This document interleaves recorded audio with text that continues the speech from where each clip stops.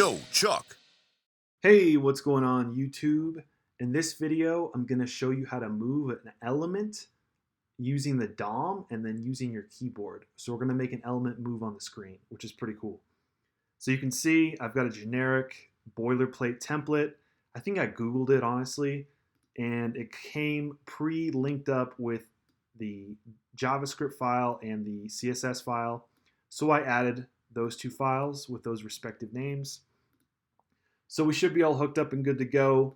Let's come in here and make a div element, set it to a class of move_me, just like that.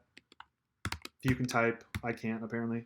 Okay, so a class of move_me, and I'm just setting to something simple so I can grab it with my JavaScript.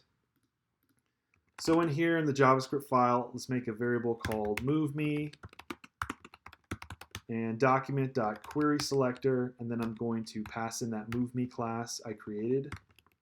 Just like that. Now we have access on JavaScript to that element.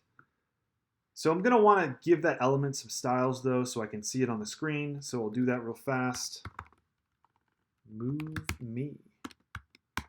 Let's give it a width of 200 pixels, height of 200, background color of blue, and make sure to give it a position of absolute.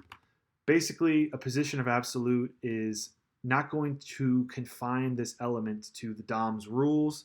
It can basically freely float about the page and it won't be confined by those rules. Save that, save this. Let's preview what it looks like in the browser here. Dun, dun, dun. Okay, there it is. So there's our block, and already I'm getting annoyed by this little margin right here. So what you can do actually is use,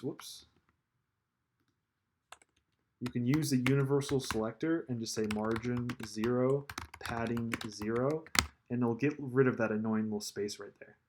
So just some OCD thoughts I'm having. Okay.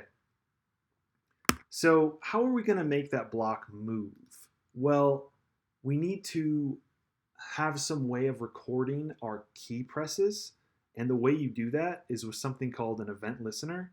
So we're going to add an event listener, and we're going to listen for the event of key down. So basically, whenever a key is pressed down on my keyboard, I want to be able to listen for it.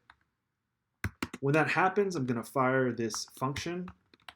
Now, whenever you add an event listener, it gives you access to this thing called the event object. You can pass in any variable name here. You can call it E, call it event, you could call it object. Doesn't matter. It's still going to give you this event object. So let's just actually console.log out this event object. When I press down, I'm going to press down on my keyboard, the arrow key down. So I'm pressing down, and you can see it's giving this keyboard or this event element back. And it looks like I pressed up there. Whoops. Let's do it with down. There we go. Okay, so you can see it gives you all these like properties and methods. The property we're looking for is the dot key right here, this property. So it's telling us arrow down. Now, what we can do with this is we can create a variable called keys, which is an object, and it's going to be like a Boolean flag thing. So whenever a key, let's say arrow down is pressed, it's going to set arrow down to true in this variable of keys. But initially, I want to set all these variables to, or all these properties, I should say, to false. So let's do that. So whenever I press a key, I'm going to make sure that it turns whatever key I pressed on my keyboard to true. And you could have this for any key on your keyboard. I'm just using the arrow keys. That's why they had these names. So here's how I'm going to do it inside the function. I'm going to call the keys object, and then I'm going to pass in e.key equals true. So remember, that key object, or that key property, is giving me arrow down. So by using e.key, I'm going to set whatever this is to true. All right. Let's try this. And I'm going to console.log the keys variable so you can kind of see what I mean. So I'm going to press the arrow key down. And look at that. It's recording that I'm pressing the arrow key down. And this is very advantageous because it'll actually record multiple keys. So if I press like a bunch at once, here it's saying, hey, you pressed left and down at the same time. Awesome. So it's recording what keys I'm pressing. This is important. Okay, so back to the code here. We're recording when we press stuff down. We're changing it to true depending on what key is pressed. I want to make another event listener that pretty much does the same thing, but it'll set the value to false when the event is key up. In other words, it'll be false when I release the key. So it tells the program I'm no longer pressing the key. It is now false. So that's good. This is like 90% of the way there, honestly. Now all we have to do is make a way to refresh the screen. So when our block is moving, we need to refresh the screen. And there's a way you can do that called request animation frame. And this is kind of like an endless loop. And you need to pass a function in here.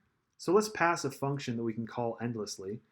I'm going to say const update all.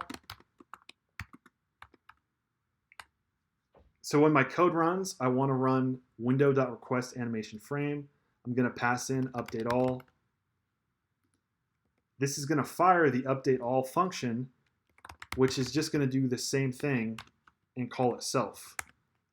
So now you have this endless loop that's updating the screen and refreshing the screen. So if any element was to move on the DOM or just in general, it's going to record it and it's going to be able to show it to you in real time. So just to prove this is going to be like an endless loop, I'm going to console.log updating. And you can see it'll just fire endlessly. And that's good because that's going to help us refresh the screen and see if our object or our element is moving, okay? All right, so that's looking good. Now we need to record what the X and Y position of this box is. So let's make a variable called player, and it's going to have an X of 0 at first, and then a Y of 0. And then it's going to have a speed property of, let's say, 5. Okay. Save that. So now we want to update the movement. So we're going to look for these individual keys. If they are true, if these properties are true, we need to do something with the X and the Y value. So let's start if keys.arrow up is true. I'm just gonna leave it like this. You could say equals true to be explicit, but it's the same thing just to leave keys.arrow up like this in the if statement. So if that's true, that means we want to move the element up, which is technically decreasing its y value. So we're going to want to say player.y minus equals player.speed. This is kind of counterintuitive because you think, oh, if I'm moving upwards, shouldn't my y value be moving up? But not in this case. It's actually going to be moving down. It's going to be getting lower. Conversely, if you were to say if keys arrow down is true,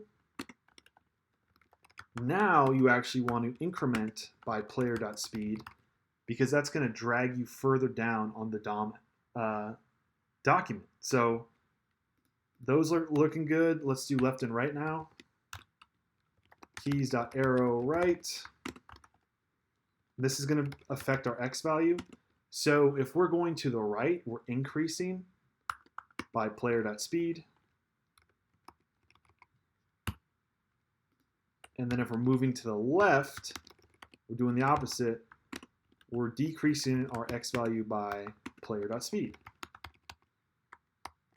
Excellent. Okay, so we haven't actually moved the move me element by putting in this code.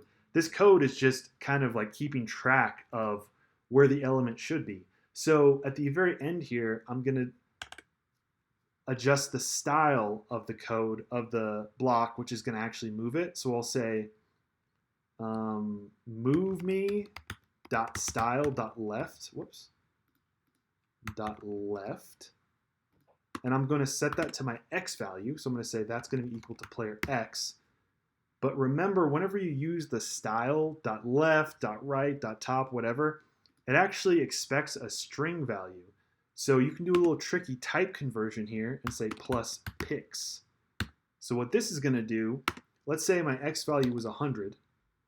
And now by adding plus pix, what it becomes is a string value of 100 pix like that. And that's what this style.left is accepting, is the 100 pix like this. This is kind of like a sneaky workaround using the player.x plus pix. So we're going to do the same thing for our top. We'll say it equals to player.y plus pix. Okay. So just remember, this is running in a continuous loop, and we're checking for these x and y values, and we're updating them using the style.left and style.top. Let's see what happens. Of style, let's see what style is on 38. What does it not like about 38?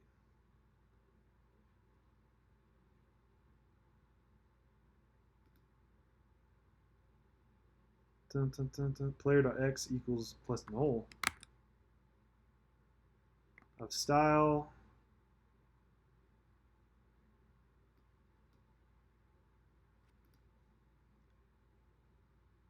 Let's make sure I named everything correctly.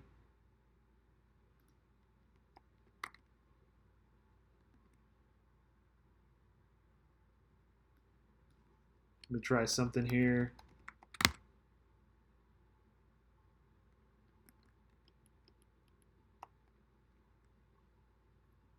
Oh, see what I did? I forgot to add the class when I did my query selector.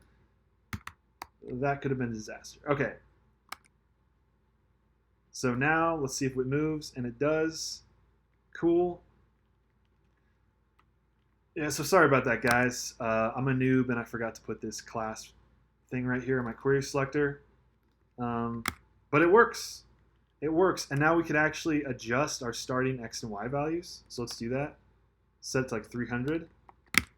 So now it'll start at 300, 300, and it'll still work, which is pretty cool. So I think the main tricky things about getting this to work for me was to remember to put the class name. No, but honestly, to remember to set the position absolute. When I was trying to learn this, I would sometimes forget to do that, and it would take me a minute to figure out, hey, how come this element doesn't move? Like if I was to comment this out and try to move now, nothing's happening, but I'm moving my keyboard keys. So you got to make sure the element you wish to move should not be confined to the rules of the DOM like that. So make it position absolute. And then also just understanding like these are just flags. So they're recording what keys you are, and then you're getting that information from like the event object. I think that was a little confusing. And then also like the y values are inverted is kind of counterintuitive, because when you think of like, oh, the y value is going to increase when it goes up, it's actually not true. It's actually decreasing on the screen. The further you go up, like zero, position y0 is like right here, and then past that is just negative. So those are just some things to look out for when you're doing this yourself. This is a great skill and a great setup for any type of game you want to make, or if you just want to enable movement on the screen. But I want to thank you guys for watching this video, and I will see you in the next one.